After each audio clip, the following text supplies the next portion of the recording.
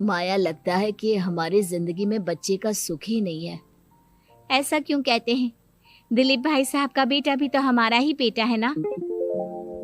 तुम्हारी बात बिल्कुल ठीक है माया, लेकिन फिर भी हमारा खुद का एक बच्चा होता तो कितना अच्छा होता। हाँ, कावेरी भाभी भी हमेशा कहती हैं उन्हें अपने बेटे के लिए एक छोटा भाई या बहन चाहिए। लेकिन देखिए ना, हमारी तो किस्मत ही कितनी खराब है। हमारे तो सारे ट्रीटमेंट भी फेल हो चुके हैं। डॉक्टर ने भी साफ साफ कह दिया है कि तुम कभी माँ नहीं बन सकती। वही तो सुधांशु, बहुत बुरी किस्मत है हमारी। लेकिन माया, हम अपनी किस्मत को इतना क्यों कोस रहे हैं? हम दिलीप भाई साहब के बेटे को अपने बेटे की तरह ही प्यार कर सकते हैं ना। हाँ जी, बिल्कुल सच कहा। मैं भी वैसा कर सकती हूँ। चाची हूँ, उसे छोटी माँ का प्यार नहीं दूंगी क्या? कुछ दिनों के बाद दिलीप का एक दोस्त दिलीप से मिलने के लिए आता है। अरे क्या बात है दिलीप, बधाई हो बधाई। और घर तो काफी बड़ा है तुम्हारा। वैसे तुमने अपने बेटे के बारे में क्या सोचा है? भैया, और क्या सोचेंगे, बस उसे पढ़ा लिखा कर अफसर बनाएंगे, उसकी पढ़ाई पर खर्च करेंगे। अरे भाभी, आपकी तो इतनी सारी प्रॉपर्टी है, आपको किस बात की चिंता? ले देकर एक बेटा ही तो है। अरे नहीं दोस्त, तुम गलत समझ रहे हो। इस घर में मैं और मेरा छोटा भाई दोनों रहते हैं। इस घर का आधा हिस्सा मेरे छोटे भाई का है। अच्छा, कितने बच्चे हैं तुम्हारे छोटे भाई के? भैया, उनके साथ ना कुछ प्रॉब्लम है। मेरी देवरानी कभी माँ नहीं बन सकती। अरे फिर किस बात की चिंता? अरे मैं तो कहता हूँ अपने बेटे के भविष्य के बारे में सोचिए ही मत। बस ये घर उसके नाम करवा दीजिए। देखिए, आपके भाई का भी कोई बच्चा नहीं है तो सब कुछ आपके बेटे को ही मिलना चाहिए। लेकिन ऐसा करना क्या सही होगा? अगर उनका बच्चा नहीं है तो क्या हुआ? ये घर आधा उनका है, उनकी जो मर्जी है वो करें। अरे कैसी बात करते हो? उनकी कोई औलाद नहीं है, वो क्या करेंगे प्रॉपर्टी अपने नाम रखकर? हाँ, वैसे भाई साहब, आपकी बात तो बिल्कुल सही है। अब जो कुछ भी है वो हमारे बेटे का ही तो है। आखिर वही तो इस घर के वंश को आगे बढ़ाएगा। मैं कल ही देवर जी से बात करती हूँ। अगले दिन सुधांशु और माया, इधर आओ। तुम दोनों से एक बहुत जरूरी बात करनी है मुझे। बताइए ना भाभी, क्या बात है? आपको कहीं जाना है तो आप अपने बेटे को मेरे पास छोड़कर जाइए, मैं ही पूरा दिन रख लूंगी उसे। अरे नहीं माया, वो तो मुझे पता है। मैं किसी और चीज के बारे में बात करना चाहती हूँ। बताइए ना भाभी, क्या बात है? देखिए देवर जी, आपका कोई बच्चा है नहीं, लेकिन मैं जानती हूँ कि आप हमारे बेटे को अपने बेटे की तरह ही प्यार करते हैं। भाभी, बेटी की तरह नहीं, वो हमारा ही बेटा है। मेरे लिए तो वो मेरा ही बच्चा है। वही तो फिर क्यों ना ये सारी प्रॉपर्टी हम मेरे बेटे के नाम करवा दे, क्योंकि तुम्हारा हो या मेरा, हम सबका एक ही तो है बेटा। लेकिन भाभी, अभी तो वो सिर्फ 1 साल का है। अभी से प्रॉपर्टी उसके नाम करवाने का क्या मतलब है? देखिए देवर जी, जो काम जितना जल्दी हो जाए ना उतना अच्छा। आने वाले वक्त का क्या भरोसा। भाभी, भरोसा क्यों नहीं, हम तो हमेशा आपके बेटे को माँ बाप की तरह ही प्यार करेंगे। हाँ, लेकिन फिर भी मैं चाहती हूँ कि ये सारी प्रॉपर्टी मेरे बेटे के नाम हो जाए। अब मुझे नहीं लगता तुम दोनों को इसमें कोई भी परेशानी होगी, है ना? भाभी, वैसे तो आप जो कह रही हैं वो बहुत जल्दबाजी है, लेकिन फिर भी अगर आपको ऐसा लगता है तो ठीक है। कल ही प्रॉपर्टी के पेपर बनवा लीजिए, मैं और माया उस पर साइन कर देंगे। इस तरह से अगले दिन प्रॉपर्टी के पेपर बनवाकर सारी प्रॉपर्टी दिलीप और कावेरी के बेटे के नाम पर करवा दी जाती है।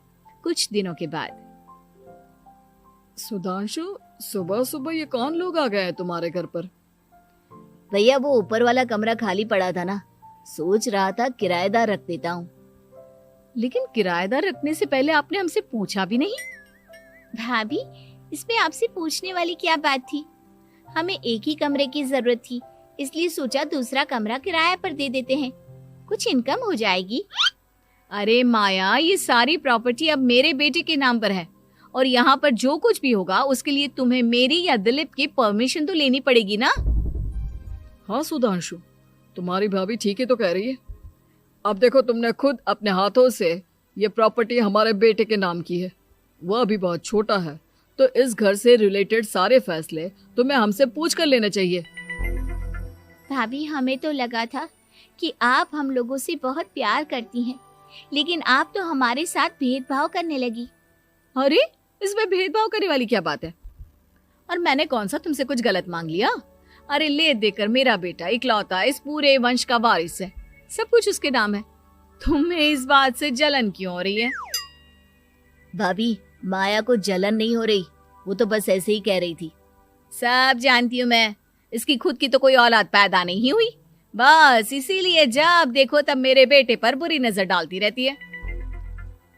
देखो माया, कावेरी तुमसे बड़ी है, वो जैसा कहती है वैसा करो। और वैसे भी इस घर पर अब तुम लोगों का कोई अधिकार नहीं है, वो तो हम लोगों की भलाई समझो जो तुम्हें अभी तक यहाँ रहने दिया है। भैया, आप इतने कैसे बदल गए? इस प्रॉपर्टी ने आपके दिल से हमारे लिए प्यार पूरी तरह खत्म कर दिया है क्या? इसी तरह वक्त बीतता जाता है और देखते देखते दिलीप और कावेरी का बेटा प्रणव 25 साल का हो जाता है और उसकी नौकरी लग जाती है। पापा, आज मेरा अपॉइंटमेंट लेटर आ गया है, मैंने सिंगापुर में जॉब ज्वाइन कर ली है। लेकिन प्रणव, विदेश में नौकरी करने जाने से पहले तुम्हें कम से कम अपने मम्मी पापा से एक बार पूछना चाहिए था ना। इसमें पूछने वाली क्या बात है माँ? मैं सिंगापुर जाकर जॉब करना चाहता हूँ तो करना चाहता हूँ। देखो प्रणव, हमने तुम्हारे लिए इतनी सारी प्रॉपर्टी यहाँ पर रखी हुई है, उन सब का क्या होगा? यहाँ रहो, बिजनेस करो। सॉरी पापा, मैं यहाँ रहकर कोई बिजनेस नहीं करने वाला, और ये जितनी भी प्रॉपर्टी आपने मेरे लिए संभाल कर रखी है ना, ऐसे ही किसी को दान में दे दीजिए, क्योंकि मैं सिंगापुर से वापस इंडिया आकर कभी नहीं रहने वाला। दिमाग खराब हो गया है तेरा?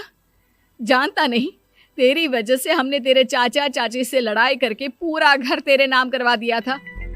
हाँ, तो ऐसा करने से पहले आपको सोचना चाहिए था ना। और मम्मा, मैं तो वैसे भी उस वक्त 1 साल का था, मेरा इस मैटर से कोई लेना देना नहीं है। कैसी बात कर रहा है ये लड़का? अरे तेरी वजह से अपने छोटे भाई से दुश्मनी लेकर बैठा हूं मैंने तो उसे घर से भी निकाल दिया। जानता नहीं तू, बाजू वाले घर में एक छोटा सा कमरा किराए पर लेकर रहते हैं तेरे चाचा चाची, और ये सब मैंने तेरे लिए किया।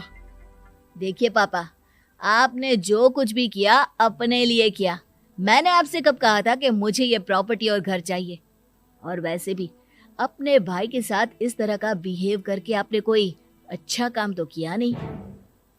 तू सही कह रहा है बेटा, हमने तेरे चक्कर में अपने छोटे भाई जैसे देवर और बहन जैसी देवरानी को इस घर से निकाल दिया। बहुत बड़ी गलती हो गई मुझसे। ठीक है मॉम, तो अब आप अपनी गलती सुधारो, लेकिन मुझे तो फॉरेन जाना है, मैं वहीं जाऊंगा। अब आगे क्या करना है ये आपका डिसीजन है। और प्रणव सिंगापुर जॉब करने के लिए चला जाता है। कुछ दिनों के बाद जब दिलीप और कावेरी को अपनी गलती का एहसास होता है तो वो सुधांशु के घर पहुंचती है। सुधांशु, माया, हमें माफ कर दो, हमसे बहुत बड़ी गलती हो गई। क्या हुआ भाभी?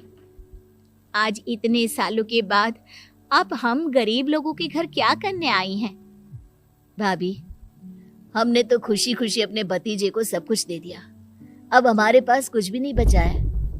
भाई, मुझसे बहुत बड़ी गलती हो गई, जो तेरे जैसे भाई को मैंने प्रॉपर्टी के चक्कर में घर से निकाला, और जिसके लिए मैंने ये सब कुछ किया वो खुद ही विदेश चला गया। भैया भाभी, जिस बेटे के लिए आपने हम लोगों को इतनी तकलीफ दी, आपस के प्यार को बिगाड़ा, जब वही आपसे दूर चला गया तो आपको इस बात का एहसास हुआ। लेकिन माफ कीजिए, अब हम आपके साथ रहने के लिए उस घर में नहीं आ सकते। नहीं नहीं माया, ऐसा मत कहो, मुझसे बहुत बड़ी गलती हो गई, प्लीज वापस चलो, मैं वो घर फिर से तुम्हारे नाम कर देती हूँ। भाभी, मैं उस घर का क्या करूँगी? किसके लिए? मेरा कोई बच्चा नहीं, मैं तो बस जिंदगी भर आप लोगों के साथ प्यार से रहना चाहती थी, प्रणव को अपने बेटे की तरह प्यार करना चाहती थी, लेकिन आपने मुझसे वो अधिकार छीन लिया। भाभी और भैया, एक सवाल पूछना चाहता हूँ आप लोगों से।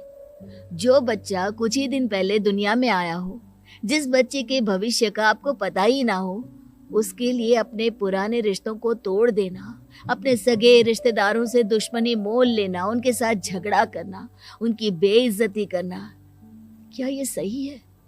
कम से कम हमें सही वक्त का इंतजार तो करना चाहिए ना। सिर्फ प्रॉपर्टी के लिए अपने सगे भाई को घर से निकाल दिया, वो भी अपने 1 साल के बेटे के लिए। क्या ये वाकई में सही था? जवाब दीजिए मेरी बात का।